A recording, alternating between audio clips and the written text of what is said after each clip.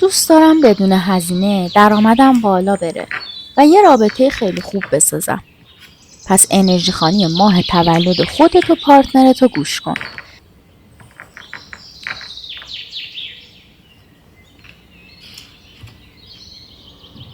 کانال اومن تراپی تو مسیر رشد آگاهی کنار توه. برای حمایت از ما کامنت کن اومن تراپی.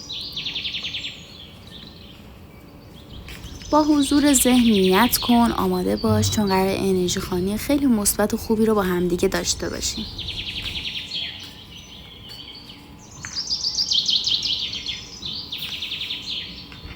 آماده اید؟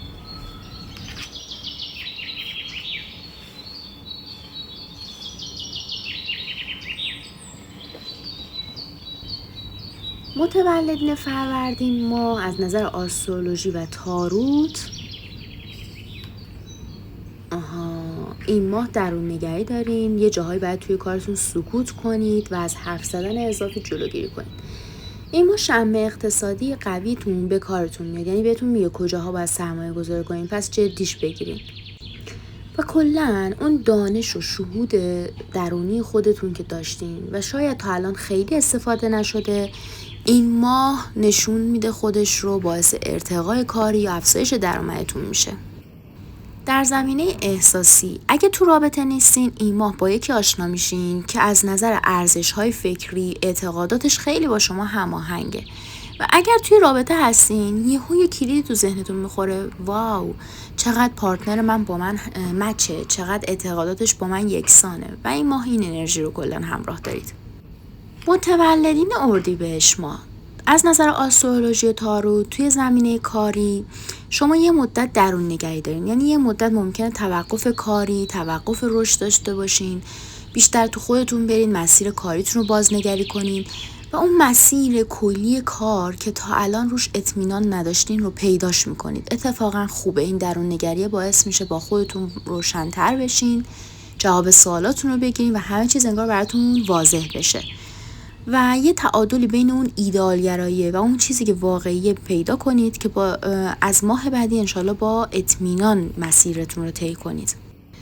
در زمینه احساسی خیلی جالبه. یه انرژی دوست داشتنی بودن و محبوب بودن این ماه همراهتونه. پس میتونید خودتون رو در موقعیت دریافت روابط جدید قرار بدید اگر در رابطه نیستید. یعنی اگر کراشی دارین، اطراف اون کراشتون بچرخین تا به شما پیشنهاد بده. اگر که خودتون دوست دارین توی روابط در واقع پیشنهاد دهنده باشین، این اقدامو بکنین. یه انرژی همراهتونه که این ما خیلی انگار راحت کاراتون پیش میره توی روابط احساسی. و اگر توی رابطه هستیم، باز این انرژی درخشش و دوست داشتنی بودن باعث تثبیت رابطتون میشه و میتونید خیلی ازش استفاده کنین.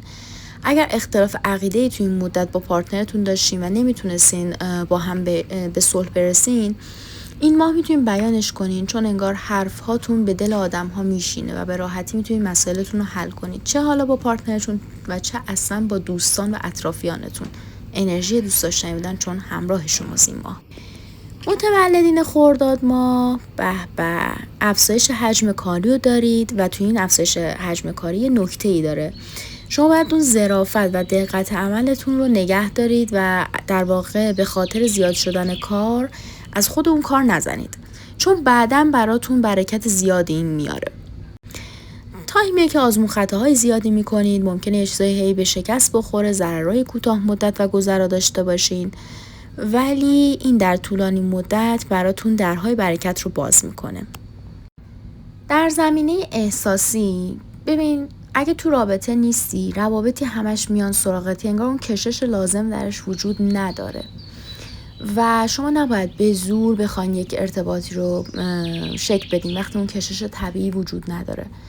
ناامید نباشید، فکر نکنید که در آینده هم قرار همین جوری باشه و این ماه به خودتون فشار نیارین. اگه توی رابطه هم هستین و حس میکنین اون کشش طبیعی دیگه وجود نداره، یه تایمی رو برای بازنگری و فکر کردن به رابطتون اختصاص بدین، بدون اینکه عجله داشته باشین و بخواین سریع به جواب برسین. در واقع کل این ماه رو میتونید به فکر کردن صرف کنید و ببینید که در نهایت ارزیابی که از رابطتون دارین چه شکلی میشه و آیا لازمه ادامه بدین یا قطع ارتباط کنید.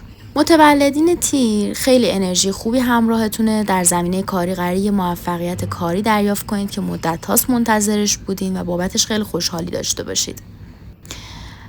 اگه لازمه با همکاران یا دوستانتون وقت بگذرونید تا انرژیتون برگرده و توی کار بتونید تلاش مضاعفی داشته باشین، حتما این تایم رو به خودتون اختصاص بدین. و در زمینه عاشقانه این ماه میخواد بهتون این درس رو بده که رابطه با عجله ساخته نمیشه، بلکه با پله پله رشد کردن. یعنی شما اگه توی یک مقطعی از رابطه دائما به آیندهش فکر کنید، نمیتونید اون چیزی رو که قراره در حال حاضر پله پله ببریدش جلو و کامل نیست، خیلی نقص‌های زیادی داره رو بسازید.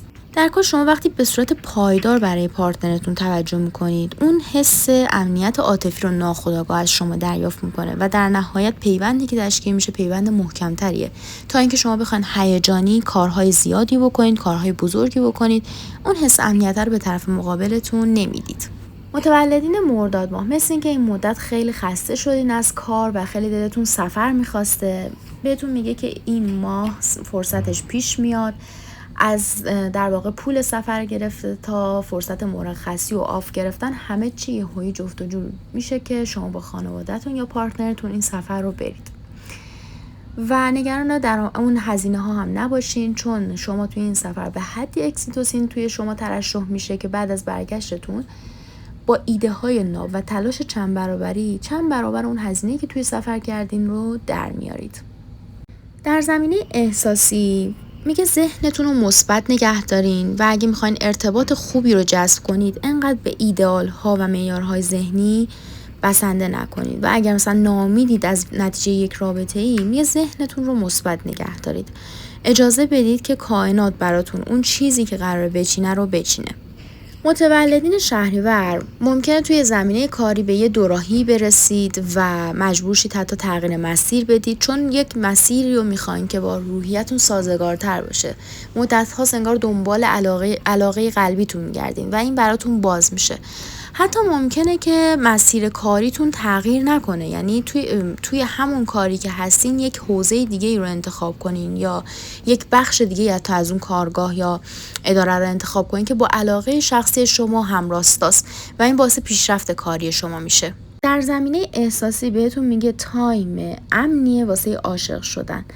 یعنی شما یا مواردی توی سر راهتون قرار میگیرن، رابطه‌ای سر راهتون قرار میگیره که بسیار مورد امن و سیفیه که شما بتونین دلتون رو بهش بسپرین، یا اگر در رابطه هستین شک دارین، نگرانین، میگه نگرانی رو بذار کنار، چون شرایط امنه واسه عاشق شدن و ساختن یه رابطه پایدار. این ماه یاد میگیری که دیگه اون آسیبای گذشته و اون ترس‌های قدیمی مانع دوست داشتن و ساختن یه رابطه پایدار در آینده نمیشه.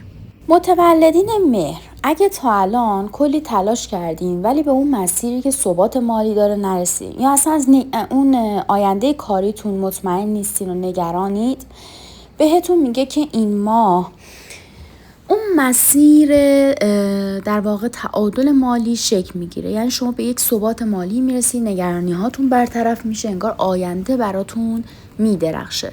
حتما یه بخشی از درآمدتون رو سرمایه گذاری کنید، چون بهتون توصیه کرده. در زمینه احساسی میگه اگه تو رابطه نیستی، به کیس ها و پارتنرهایی که تو این مدت بهت پیشنهاد میدن خیلی دقت کن، چون ممکنه یکی از همونها اون آدم دائمی زندگیت باشه.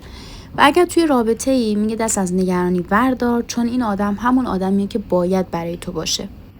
متولدین آبان از نظر آسترولوژی و تارو توی این ماه یه شانس مالی خیلی بزرگ سراتون قرار میگیره. ممکنه از طریق قرعه کشی مالی رو برنده بشین، یا در زمینه کاری یه پروموت بشین، یا یه فرصتی که بین چند نفر تقسیم میشده اون شانس با شما یار باشه.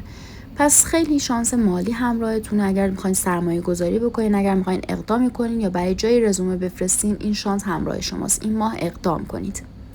در زمینه احساسی هم انگار این ماه همش دلت میخواد خود ابرازی داشته باشی، یه جاهایی نبگی، نیازهای واقعی تو بگی و چیزایی که تا الان انکار میکردی یا سعی میکردی بروزشون ندی، این ماه توی رابطه احساسیت بروز میدی. حالا چه تو رابطه الانت که هستی، چه اگر تو رابطه نیستی و وارد رابطه‌های جدید میشی و میفهمی برخلاف تصورت، این که همیشه یه تصویر ایدئال از خودت میدادی اونقدر رابطت رو شکل نمیداد. الان که سعی میکنی خود واقعیت باشی، با نقص هات روبرو بشی، انگار روابط عمیق‌تری رو شکل میدی. متولدین آذر از نظر آسترولوژی و انرژی خوانی این ماه ایده های خیلی قوی به ذهنشون میرسه. باید این ایدهاتون رو یادداشت کنین. حتی اگه الان ندونین چه کاربرد و استفاده‌ای داره، در ماه‌های آینده به این یادداشت‌ها رجوع میکنید. و این ماه هم کلا توانایی مذاکره و هوشتون توی صحبت کردن خیلی کمکتون میکنه و میتونه موقعیت‌های جدیدی رو برای شما باز کنه. تو زمینه احساسی بهتون توصیه میکنه که سعی کنید یک کم در رابطه عاشقانه‌تون غرق بشین و ازش لذت ببرید تا زمانی که شما خودتون رو توی رابطه رها نکنین، به جریان و مسیر و کائنات اعتماد نداشته باشین و با مقاومت ذهنی بخواین جلوی این ماجراها رو بگیرید، واقعا نمیتونین عشق زیادی دریافت کنید. این ماه اصلا خودتون هم انرژی رو دارین که انگار دلتون میخواد توی رابطه رها باشین و کامل و تمام از اون رابطه لذت ببرید و خیلی به نفعتون خواهد بود. متولدین دی ماه از نظر آسترولوژی و تاروت زمانیه که خیلی درگیر برنامه‌ریزی برای آینده میشن. در واقع اون دید دوری که نسبت به کارشون دارن رو بررسی میکنن. ممکنه بین 1، 2 یا چند تا گزینه اصلا مردد بشن. تمام عدم اطمینان هایی که توی این چند وقت داشتی توی همین ماه برات رفع میشه با همین آینده نگریه و برنامه‌ریزی که واسه آینده داری. خیلی تایم خوبیه اتفاقا از این نظر. اگه تو فکر مجازی کردن کارتون هستین، سایتی میخواین راه بندازین، با یه سری از کشورهای دیگه میخواین برای کار ارتباط جور کنین، این ماه شانسشو دارین و فرصت خوبیه، حتما اقدام کنید. در زمینه احساسی هم فردی از گذشته به زندگیتون برمیگرده یا با احساساتی که از گذشته داشتین روبرو میشین. یعنی یه طوری خاطرات براتون خیلی خیلی زنده تکرار میشه، مرور میشه. فقط صبور باشین چون در آخر متوجه میشین درس این بازگشت احساسات یا بازگشت فردی از گذشته براتون چی هستش. پس در مقابل مرور خاطرات صبور باشید. متولدین بهمن این ماه از نظر آسترولوژی و تاروت ماهیه که پولی به دستتون میرسه برای سرمایه گذاری، خرید خونه، گرفتن ملک، دفتر کاری، حتی مخصوصا اگر مدت‌ها منتظرش هستین. و حتما این ماه بخشی از درآمدتون رو سرمایه گذاری بکنید، طلا بخرید، ملک بگیرید. حتی خودتونم از نظر حس و حالی این ماه همش تو مود پس انداز کردن هستین. خیلی دوست ندارین خرج کنید و دوست دارین درآمدتون رو پس انداز کنید، چون که قراره یه سری درس هایی رو از این ماجرا بگیرید و بین هوش هیجانی و هوش عاطفیتون یک ارتباطی برقرار کنید. تازه این ماه میفهمید که حتی اگه درآمد پایین هم باشه شما میتونید سرمایه گذاری کنید و اون افکار اشتباهی در مورد سرمایه گذاری کردن داشتین از بین میره. در زمینه عاشقانه هم شما توی عشق و رابطه خیلی براتون مهمه که جایگاه اجتماعی طرف مقابلتون چی باشه، از چه خانواده‌ای، چه شغلی داره.